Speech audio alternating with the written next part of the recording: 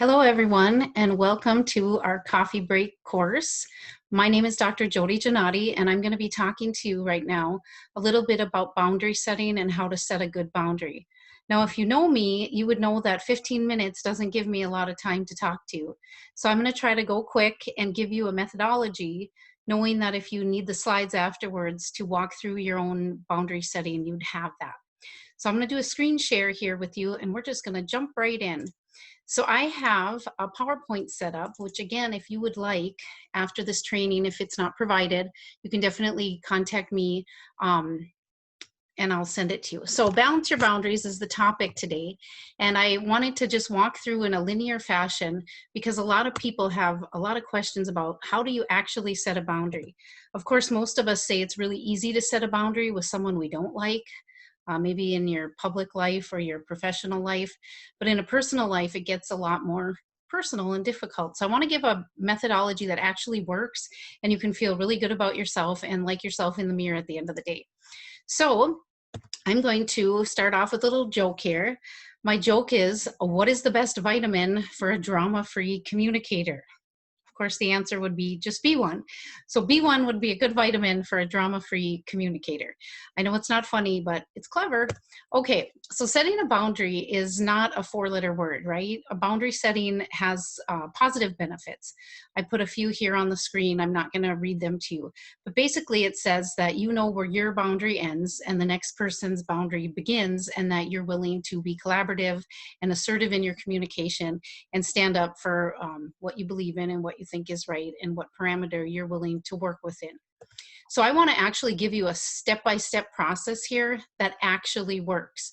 So the first thing I would ask you to do when you're frustrated with someone and you need to set a boundary would be to explore your thinking. Now, what do I mean by that? I mean, when you're angry and frustrated with someone, I want you to write the person's name down and then just go off on paper. So don't be politically correct here. Just say the things that are happening in your brain when anger's there. So, my dad is annoying, my boss is controlling, my kids don't appreciate me, whatever thoughts you're having, I would ask you to really write it down and really go for it. To help you kind of hone in on what you're feeling during this writing session, here are the prompts I would ask you to write. So you would actually answer, she should quit drinking, or he ought to pay his child support, or she should listen to me when I talk to her, or he should stop interrupting me during the meetings. Whatever your issue is, you would just write them out using these prompts. And by the way, I don't advise you showing this to anyone. Maybe don't even write their name on the paper, burn it afterwards. This is not for you to share with them. This is for you to help yourself. So then I would step away from it. And the second step would be to identify the issue. Now, did you ever realize that the problem well stated is a problem half solved? Gosh, I love that thought. So, you know, the issue is the reason that you would choose to have a difficult moment with someone or a difficult conversation or interaction with someone. So it really becomes the issue is the reason you would be having a conversation. So you got to be really clear about what this issue is. I'm going to give you a couple options here on how to figure out what the issue is.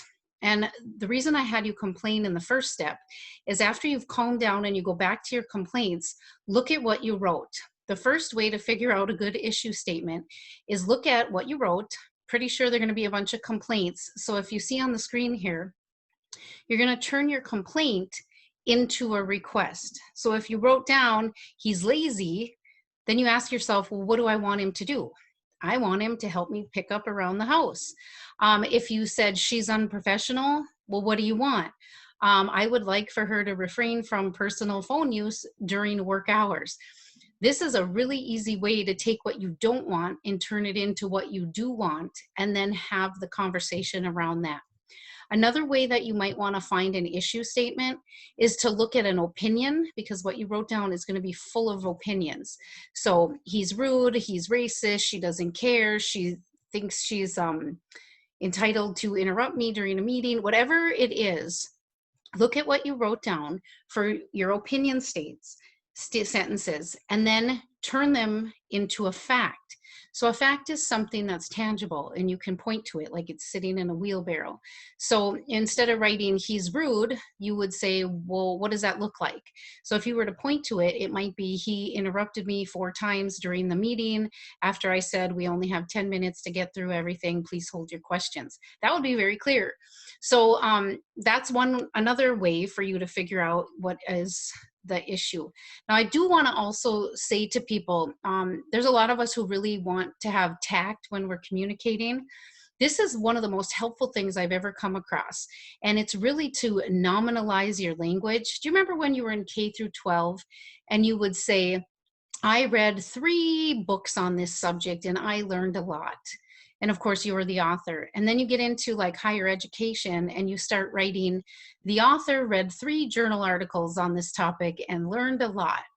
And you quickly realize that you're still the author, but you nominalize your language and you make yourself neutral and you step away from it and it looks smarter, it looks more higher level. Did you know that conflict works the same way? On the left-hand side here, I'm showing sentences that have verbs and adjectives, definitely pronouns like you, we, I, he, right? So you want to really take that kind of language and you want to nominalize it and neutralize it to where you step away from it. So if you were to pull someone aside and you say, hey, can I talk to you for a minute? And you say something like number 1 there, the 2 of you were loud during the meeting this morning and it was a problem. You can see you'll get a rebuttal right away, like, no, we weren't. We were sharing notes. We couldn't hear you. What about him? I knew you never liked me. You're going to get a lot of rebuttal. A good way to step away from it is, hey, can I talk to the 2 of you today? And they come in. Maybe you say, the loud volume during the meeting was an issue today. I mean, that's very clear, right? And it's not personal. It's the loud volume was an issue. It's not like you as a person are an issue that I have a problem with. It's just today during the meeting, your loud volume was an issue. So I would strongly have you find an issue statement and then try to nominalize it by taking away, of course, the pronouns and the verbs for sure. Okay, so once you have an issue statement, the next step is you know what you want to say, you have an issue that's clear. I would say you go up to the person you need to talk to and have a boundary setting with, and you invite them. Now, this is an important step because what's going to happen is you're going to walk up to the person and say, hey, can I talk to you for a minute? 9 out of 10 people will say, sure, I can talk right now. What's going on? Don't do that because here's what's wrong. You have this internal guidance system in your gut and you have that kind of gut yuck feeling when you have to have a difficult conversation with someone. And when you walk up to someone and invite them, they don't have that yet. So a lot of times they'll say, sure, I can talk right now. What's up? And then they catch up to you really quickly and it's super uncomfortable, super fast, and then someone's going to cry, someone might get angry. It's best that you just go up to someone and say, hey, could you stop in after the 2 o'clock meeting? I wanted to chat with you about something. And then they'll say, oh, I could talk right now. What's up? Just get out of there. The rule would be wait at least 10 minutes. Maybe say, oh, sure, let me run to the bathroom and I'll be back in about 10 minutes. Or, hey, can we meet after the 2 o'clock meeting? I would definitely make them wait. And then they can catch up with that negative feeling. They can go smoke. You can work it out on a bag of chips. Everyone's good. Now, when you meet, you want to isolate the issue. Now, even though we already did that, being a communication person, I say you want to soften the issue. You don't want to just lay the issue on the table because you'll probably get a lot of rebuttal. Like, the frequent tardiness has become an issue, you're going to still get a rebuttal, even if it's nominalized. Like, no, I'm not. What about her? I drive over an hour to get here. Did you see the roads this morning? I'm not trying. You're going to get a lot of rebuttal. So the best bet is to nominalize your language first, like we said, and then add a communication strategy to soften it. Now, I have 5 different ways that you can do this, which might sound a little bit overdone here, but all of us have a different tone and flavor when we're communicating. So you'll find one that works for you. You're going to always start with your issue statement, hopefully nominalized.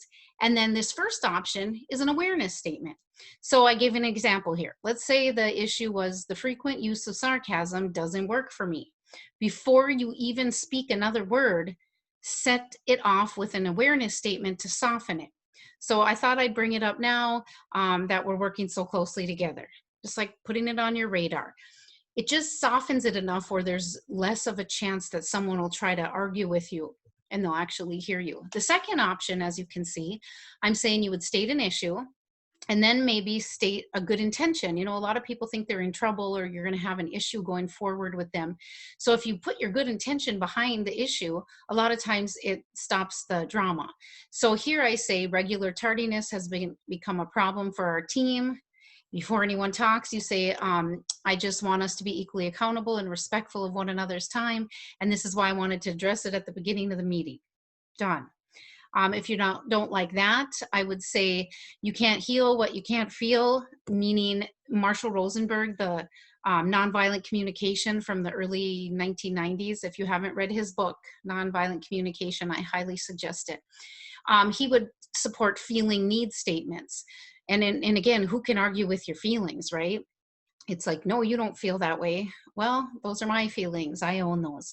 So it's a nice way to communicate. So here I say, I have a problem with the way dad is belittled and put down every time his name comes up in conversation. Now, obviously, this is a personal example for maybe a family or brothers or sisters or things like that. And then before you let the person talk, say a feeling and need statement. I feel uncomfortable when you speak poorly of dad, and I need to know we can have a conversation that doesn't disrespect him. The fourth way that you could do this is maybe you like to point to proof in the pudding kind of a thing.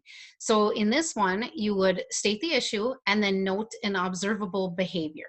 So the lack of help on this project has become a problem, and I have not been given any new information at the meeting this morning and haven't heard a status report from you. Observable information is for people who maybe like facts a little bit better, that proof in the pudding, like I said. The fifth option would be the consequence of the behavior that you're pointing out. And again, who can argue with this? It's just a clear if-then sequence. So if you were to pull one or two people aside, I mean, I'm a professor, so I do that in the classroom a lot. I think this would be the right way to do it. So it would be like, hey, can I talk to the two of you? They're like, what? And I'd say, hey, the constant talking during our class has become an issue. And before I even let them breathe or talk, I keep talking and I say, when there's a lot of extra noise in the room, I have to repeat myself, and several people have mentioned they're unable to hear me. It just softens it and it gives a little more information that shows you're not going to get into it with them. Of course, you can mix all of these options into more possibilities that fit your personal flavor. Only you know what you're willing to do here. Next, we're not even done yet with the sequence. I would say before you even let them speak too much, you would want to initiate a solution, right? So if you focus on a problem, you get more of a problem. But then that's kind of a catch-22, because I said the issue is the reason you would have a difficult conversation. So I kind of gave you a catch-22. This step actually negates the catch-22. So you have to state the issue, but then you don't want more of a problem. So this will help you get off of the problem onto the solution. Right after you say the 5 different things we just chose from, when you say your neutralized issue statement with that softening statement, right after you do that, you end with a collaborative solutions-based question. Now I have quite a few different ways here on the screen and even more. So it could be as simple as could be the body odor has become a perpetual issue. Might we be able to talk about that? Are you able to take care of that? What will it take for us to resolve this issue? All of this language shows a way to be collaborative. So you would let the person answer the question. Of course, some people will say, piss off, it's a free country. Some people will say, yes, you're right, I'm sorry. Here's what I've learned. I have been a manager and a director and a department chair for years and managed a lot of people. I also work in all of the Minnesota state prisons. So you're probably not the worst crowd I've ever seen. But anyway, I've dealt with a lot, and I've learned that at the end of the day, you have to believe people's actions over their words. And for every person who says, yes, I will never be late again, they'll come in late again. And for every person who swears at you and tells you off, The next day they show up on time and they're compliant. So after a while, you realize that when you do this boundary setting step, you ask them the collaborative question, like, are you willing to take care of this? Let them answer. Like I said, sometimes they say, yes, you're right. Sometimes they argue with you. No matter what they answer, you don't have a problem with their answer because you can't control it anyway. So you just say, thank you. And then you move on to consequences in the set of 1, or I would say 2 or higher, because they're probably going to break the first one. So you're going to want to make sure your consequences are actually something you can carry out. And I know a lot of us as parents, we fail at this. Like, if you do that again, I swear to God, we will never go to grandma's house ever again. Well, can you make that happen? No. So you have to make sure that your consequences are things that you can actually carry out. Now, in the workplace, that's why we have policies and procedures. That should be fairly easy. If it's a more personal issue, you've got to probably pre-pave it and be a little bit more clever. So I put some examples here about the students in the classroom. If I say, are you willing to withdraw from talking during my classes? And they say, yeah, I'm sorry, Jody, it'll never happen again. Sorry. Then I just roll right in. Thank you. You know, if the talking continues, I'm going to have to bring it up for my dislike for it. And the whole class is going to talk about it because I'm done with this. And I'll be like, sorry. And I'll be like, thank you. You know, if it happens a second time, I'll probably have to ask you to leave the room. Now, when it actually happens, I will do exactly what I said I would do, and it builds trust. It sets a boundary. Everybody's clear on the rules. It's not embarrassing because they know what's coming, and then you just institute the consequences. So to put it all in a nice little format for you here, when you balance a boundary with someone and set a balanced boundary, you're going to have an issue statement that's neutralized. Then you're going to back it up with a softening statement of your choice. Of course, in this one on the screen, I used a intention statement. I would like everyone to feel comfortable in the group. Then again, you keep talking and you jump right into that solution, right? You pause and let them respond, and then you jump right into the consequences. And you'll find that if you are managing a lot of people and you do this across the board fairly, to the most difficult to the most easy employee or coworker you have or family member you have, if you're fair to everyone, consistency over time gets people to trust you. So I would highly suggest you do this. And if you have to carry out the consequence, you would probably just say, I noticed that you arrived late again today. Last week I had told you if you come in late again, I would have to write you up. And then you just write them up. So it would just be a business transaction at some point, and it's not personal at all. Again, it's a lot to take in 15 minutes. I'm probably even pushing that time here, but hopefully this works for you. I'll be more than happy to send slides to anyone. I have a whole book on this. I'd be happy to share that information with you too. So to end this presentation, I just want to encourage everyone to stay on the grow. We are totally responsible, right? As people working with people, we're in this together. It's not a bad 4-letter word to use a boundary. So my name again is Dr. Jody Giannotti. I'll leave my information up on the screen too. If you have a personal question, of course, I'm not too busy during this time. You can go ahead and call me or email me. I'll be happy to direct you in any way. I also just wrote a free book on Teach Peace. It's an online book which I'll be sharing with Community Ed, and hopefully you'll see a copy of soon. So thank you so much, and all of you, may you go forward and find your conversation piece. Thanks so much. Have a good one.